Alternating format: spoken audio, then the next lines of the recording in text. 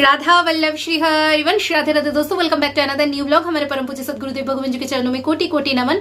आज ये आखिरी वीडियो है पीरियड के टॉपिक को लेकर। ड्यूरिंग आवर मेंस्ट्रुएशन साइकिल हम क्या क्या कर सकते हैं, क्या नहीं कर सकते हैं, और आफ्टर आवर मेंस्ट्रुएशन साइकिल हम घर को कैसे पवित्र कर सकते हैं, इस बात को लेकर बहुत सारे नए नए सवाल, क्योंकि नए फ्रेंड्स जब जुड़ते हैं उनके मन में नया नया सवाल है, ये नेचुरल सी बात है, ये हमारे पास पहुंच रहा है। वैसे हम उत्तर देने लायक कोई है तो नहीं, रेगुलरली हमारे परम पूज्य सदगुरुदेव भगवान जी के सत्संग श्रवण करते हुए कुछ कुछ डायरेक्ट सवाल का उत्तर ना पाते हुए भी हम एज्यूम कर लेते हैं। और स्पेशली इस अधम की बात है जो मंदिर में बहुत सालों से समय बिता चुकी हैं और बहुत सारे सेवायत गोस्वामी जी बहुत सारे जय जय के साथ कनेक्टेड है, इसीलिए शायद ये सब सवाल हमारे पास पहुंचते हैं, बल्कि सभी सखियों के पास ये सब सवाल पहुंचते हैं।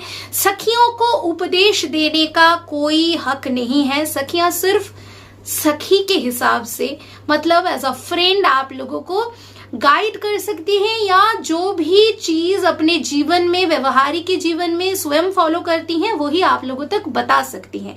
तो वैसे ही हम उत्तर दे रहे हैं। अगर इसके बाद भी रैंडमली पूछे जाने वाले कोई सवाल पीरियड के ऊपर आएगा तो वीडियो नहीं बनाऊंगी। इसीलिए आप लोगों को एक रिक्वेस्ट कर रही हूं, कोई नया भक्त राधा वल्लभ संप्रदाय से जुड़ना चाहते हैं, कोई नया सेवक श्री जी की सेवा निकुंज उपासना करना चाहती हैं, तो उन तक ये वीडियो काइंडली पहुंचा दीजिएगा या फिर चैनल को सजेस्ट कर दीजिएगा। सिर्फ निर्भुल सेवा के लिए ये बता रही हूं, पर्सनल कोई इंटरेस्ट नहीं है।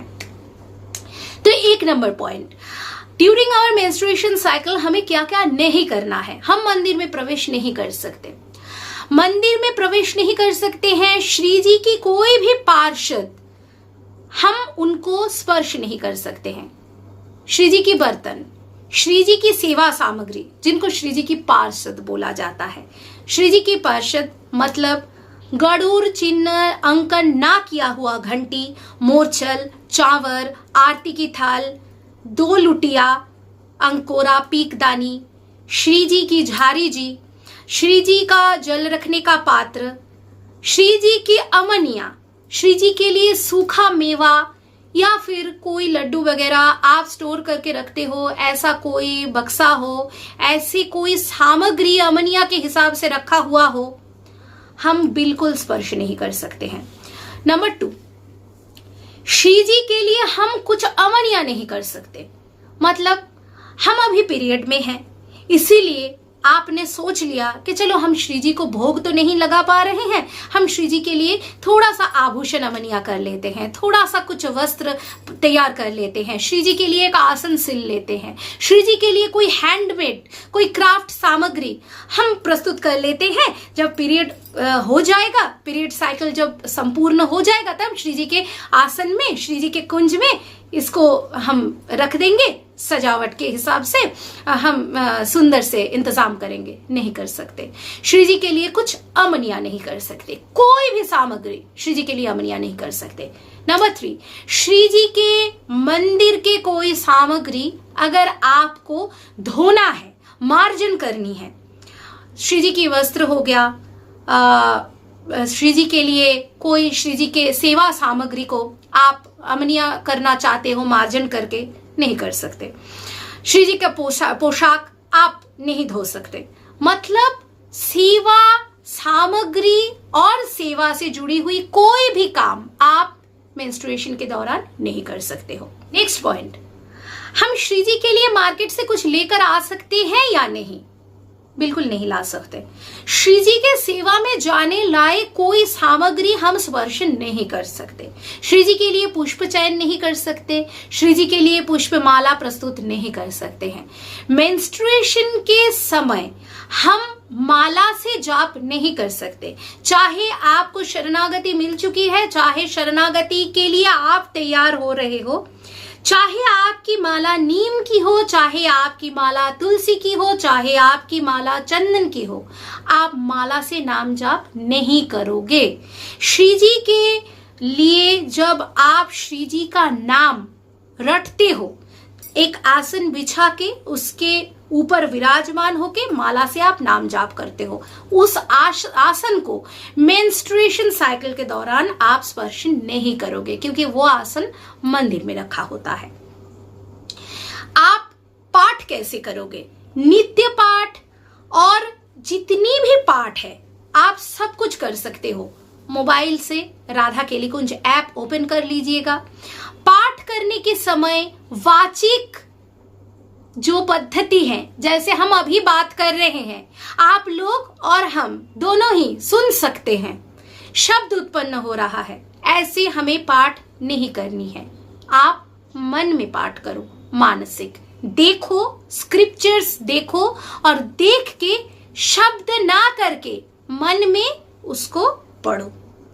जिनको शरणागति प्राप्त हो चुकी है, ऐसे ही मानस में विदाउट माला आप मंत्र भी जाप कर सकते हो, पर माला को स्पर्श नहीं करनी है, आसन स्पर्श नहीं करनी है, वाणी जो स्पर्श नहीं करनी है, झोली को स्पर्श नहीं करनी है। सब कुछ हो गया सेवा से रिलेटेड। अभी चलिए नया जो सवाल आ रहे हैं हमारे पास कि हम दाल, चावल, मसाला, नमक, तेल आदि जहां पर स्टोर करके रखते हैं वहां से कैसे ले, क्योंकि हम एक ही जगह स्टोर करके रखते हैं। श्री जी के लिए भी वहीं से हम भोग बनाते हैं, तो पीरियड के दिनों में हम कैसे उस सब सामग्री को स्पर्श करें। जब आपके पीरियड हो, अगर आपके घर में कोई है तो उनके द्वारा आप भोजन अमनिया करके श्री जी को भोग निवेदन करवाइए और उसी भोग सामग्री जब महाप्रसादम बन जाएगा तो आप पा लीजिए। बहुत ही आसान है। जो अकेले रहते हैं या फिर घर में सहायक कोई नहीं है, घर में कोई दूसरा सेवक नहीं है, आप अलग से पीरियड के पहले से 3 दिन का समय है, 3 दिन के लिए दाल, चावल, मसाला, नमक आदि अलग जगह पर एक स्टोरेज बॉक्स का इंतजाम करके आप निकाल के रख दीजिए। पीरियड के दिनों में वहीं से आप ले लेके इस्तेमाल करिए। बहुत सारी सखियां हैं जिनके हस्बैंड या फिर घर में लोग मदद करने के लिए हैं, तो वे उनके मदद से निकाल के व्यवहार करते रहिए। अभी हमें जब पीरियड के समस्या में हम कैसे श्री जी को भोग लगा कर पाए, क्योंकि हम तो प्रसादम भोजी हैं, हमें तो जल भी श्री जी को भोग लगाकर पीने की आज्ञा है। मानस में भोग लगाइए, चाहे अपने भोजन थाली में से भोजन पाने से पहले मानस में भोग लगाओ, चाहे बहुत ज्यादा मन में अगर हेजिटेशन है कि कैसे हम जिस थाली में रेगुलर भोजन पाते हैं उसी थाली से कैसे हम श्री जी को मानस में भोग लगाए, ऐसा समस्या अगर मन में है तो डिस्पोजेबल जो थाली है उसी थाली में रेगुलर पीरियड के समय नए नए थाली में डिस्पोजेबल है, शाल पत्र की थाली हो, थर्मोकॉल की थाली हो, आप भोजन प्रसादी लो और उसी भोजन प्रसादी को पहले श्री जी को मानसिक में अर्पण करो, निवेदन करो। पद रटते हुए निवेदन कर सकते हो। पदावली गायन जोर जोर से वाचिक रूप से नहीं करनी है, मानस में करनी है। कुछ भी मंत्र ना याद आए तो सिर्फ श्री जी को मानस में सिर्फ इतना ही बताइए कि श्री जी आपका दिया हुआ सामग्री आपको निवेदन। त्वदीयं वस्तु गोविंदम तुभ्यमेव समर्पये गृहान सम्मुख भुत्ता प्रसीद परमेश्वर। मंत्र याद ना रहे तो ना सही, आप सिर्फ इसका अर्थ ही बोलो कि श्री जी आपका दिया हुआ सब कुछ आप ही को समर्पण। इसको महाप्रसादम बना दीजिए, क्योंकि अधम को प्रसादम पाना है। ऐसे ही भोग लगा सकते हो। नेक्स्ट पॉइंट, 3 दिन का समय। 3 दिन हम कैसे काउंट करें? 72 आवर्स या पूरा 3 दिन? देखो, सनातन पद्धति के अनुसार कोई घंटे के हिसाब से कुछ समय मेजर नहीं किया जाता है। दिन अर्थात सूर्योदय से लेकर सूर्यास्त, ऐसे ही 3 दिन का समय आपको काउंट करनी है। फुल 3 डेज, इसी का उल्लेख शास्त्र में है। रही बात 3 दिन नहीं, हमें अधिक समय के लिए पीरियड आता है, तो हम कैसे करें? चाहे 10 दिन हो, 7 दिन हो, 8 दिन हो, कोई भी समय हो, 3 दिन हो गया, आप फिर से शैम्पू करके, व्रजरज सेवन करके, आप यमुना जल से शुद्ध होकर अपने मस्तक पर व्रजरज को रखते हुए सेवा में, प्रगट सेवा में प्रवेश कर सकते हो, नाम जाप कर सकते हो। क्यों 3 दिन का नियम शास्त्र में बनाया गया है? क्योंकि 3 दिन से अधिक समय अगर हो जाएगा और अगर गुरु मंत्र प्राप्त कोई औरत पीरियड के चक्कर में 3 दिन से अधिक समय माला स्पर्श ना करके गुरु मंत्र का प्रगट जाप ना करे तो गुरु के साथ सारा संबंध छिन्न हो जाएगा, तो गुरु दीक्षा अमान्य हो जाएगी। इसीलिए 3 दिन का समय ही निश्चित किया गया है। छोटी बच्चियां या फिर थोड़ा सा बुजुर्ग, मतलब उम्र में बड़े बुजुर्ग भी नहीं, जो मेनोपॉज के पास पहुंच चुके हैं और जिनको अभी अभी साइकिल जिनका शुरू हुआ है, इन सब का स्पॉटिंग का प्रॉब्लम होता है।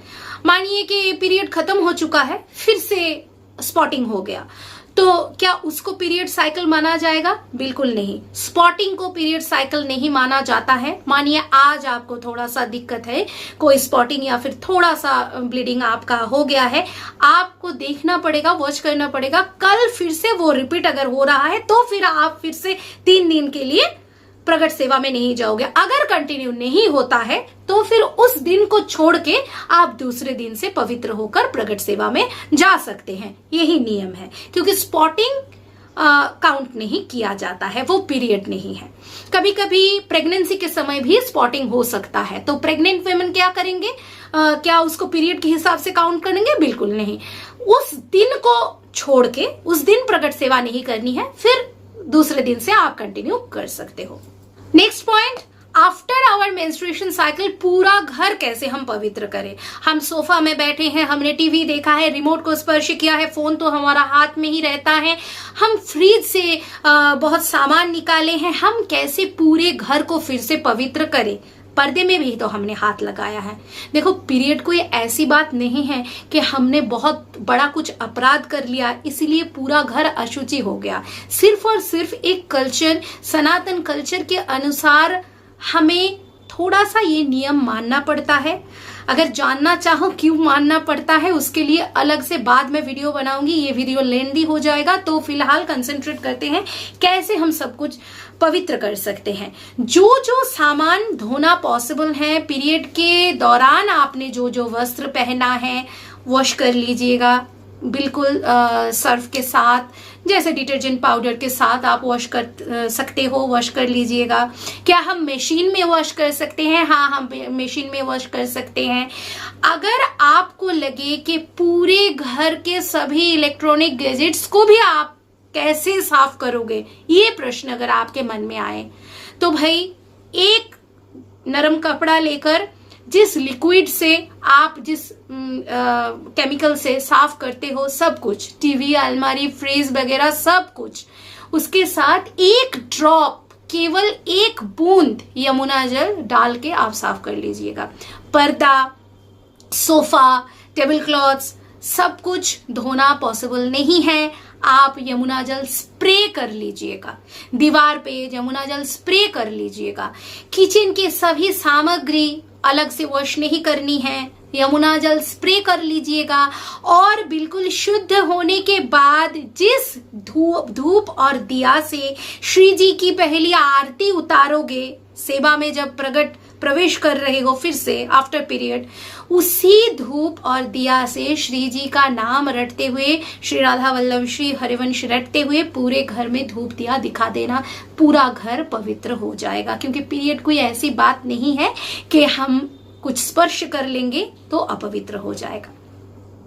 इसके बाद क्या हम पीरियड में जो भी कपड़ा यूज करते हैं वो फिर से धुलने के बाद पवित्र हो जाता है? क्या वही कपड़ा हम फिर से कभी बाद में सेवा के समय पहन सकते हैं? हाँ, बिल्कुल पहन सकते हो, क्यों नहीं पहन सकते हो। कपड़ा वगैरह एक बार धुल जाए तो वो पुनः पवित्र ही माना जाएगा। क्या जिस वॉशिंग मशीन में हमने कपड़ा धोया है उस वॉशिंग मशीन में हम नॉर्मल कपड़े धो सकते हैं? हाँ, बिल्कुल। आप एक बार वॉशिंग मशीन को फिर से एक बार, मतलब विदाउट एनी मटेरियल, उसके अंदर कोई कपड़ा ना हो, उस मोड में एक बार चला लेना, एक बार वॉश कर लेना अंदर से, तो आप वॉशिंग मशीन को लेकर भी बिल्कुल आपको चिंता करने वाली कोई बात नहीं है। और अगर आपको लगे कि नहीं, हम तो पीरियड के दौरान जो भी कपड़ा, बेडशीट वगैरह यूज किए हैं वो सब हाथ से धोएंगे, तो बहुत अच्छी बात है, आप हाथ से धो सकते हो। पर एक सवाल मेरे पास आया था, क्या हम हमारे कपड़े जो उस मशीन में वॉश करते हैं, उसी मशीन में, वॉशिंग मशीन में, क्या हम श्री जी की कपड़े, बेडशीट, पिलो कवर्स, कर्टेन्स वगैरह, मंदिर का, ये सब वॉश कर सकते हैं? बिल्कुल नहीं। अपने लिए जो भी सामग्री हम जहां पर धोते हैं वहां पर श्री जी का कोई भी सामान हम नहीं धो सकते, चाहे वो बकेट हो, चाहे वो गमला हो, चाहे वो वॉशिंग मशीन क्यों ना हो। श्री जी के लिए संपूर्ण अलग से बंदोबस्त करना पड़ेगा, भाई श्री जी हैं। अब चलिए नेक्स्ट पॉइंट, पीरियड के समय अगर डिस्पोजेबल में हम भोजन नहीं पाते हैं, हम नॉर्मली जिस थाली में, भोजन थाली में प्रसादम पाते हैं, क्या उसी भोजन थाली में हम नॉर्मल डेज में भी भोजन पा सकते हैं? बिल्कुल, क्योंकि भोजन थाली तो हम प्रसादम पाने के बाद धो रहे हैं, तो भोजन थाली, पीरियड के समय की भोजन थाली अलग करने की कोई जरूरत नहीं है। अगर मन में कोई शंका है, कोई द्विधा, हेजिटेशन है, तो पीरियड समाप्त होने के बाद जैसे आपको लगे, आप एक बार व्रजरानी के रज से आपने थाला, चम्मच, ग्लास, बर्तन जितना यूज किया है वो सब एक बार मार्जन कर लीजिएगा, पूर्ण शुद्ध हो जाएगा सब कुछ। आपको समझ में आ गया होगा कि आप जिस किचन शेल्फ के ऊपर खाना बनाते हो, किचन काउंटर को, मसाला रखने के बॉक्सेस, जो शेल्फ है, आप स्पर्श किए हो पीरियड के समय, तो आपको कैसे शुद्ध करनी है? यमुना जल स्प्रे करना है। जहां जहां आपके लिए पोछा लगाना, जल से धोना, मार्जन करना संभव है, तो थोड़ा सा व्रजरानी का रज अप्लाई करके आप शुद्ध कर लीजिएगा।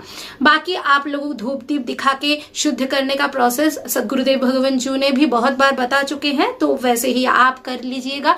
अभी एक बहुत इंपॉर्टेंट बात है, अगर सेवक को पीरियड ना हो पर घर में किसी दूसरे सदस्य को पीरियड हो, तो क्या क्या सावधानी अवलंबन करनी चाहिए? देखिए, हो सकता है सेवक की घर में, सेवक की अपनी बेटी हो, या फिर कोई उनकी माता जी हो, या फिर बहन हो, तो कहां भेज दोगे? घर एक है, श्री जी की कुटिया है, श्री जी के ही सब दास हैं, जो सेवक है उनके सारे संबंधी श्री जी के ही हुए, तो बहुत ज्यादा कुछ करना नहीं है।